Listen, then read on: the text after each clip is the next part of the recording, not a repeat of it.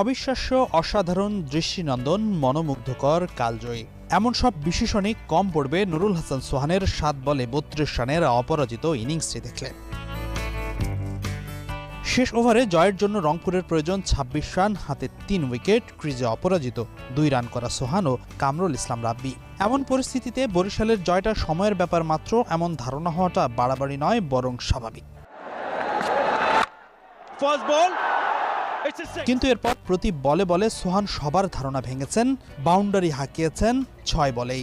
কাইল মায়ার্সের প্রথম বলেই হাঁকালেন ছক্কা, ৫ বলে প্রয়োজন ২০ রান। পরের ২ বলে হাঁকালেন জোড়া বাউন্ডারি, ৩ বলে রংপুরের দরকার ১২।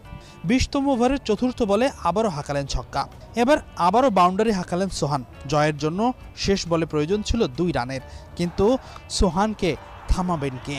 শেষ বলে আবারও হাঁকালেন ছক্কা। ২৬-এর পরিবর্তে ৬ বলে ৩০ রান তুলে দারুণ এক জয় এনে দিলেন রংপুরকে। ২ হেভিওয়েটের লড়াইয়ে টানা দ্বিতীয় ম্যাচে বরিশালকে হারালো রংপুর।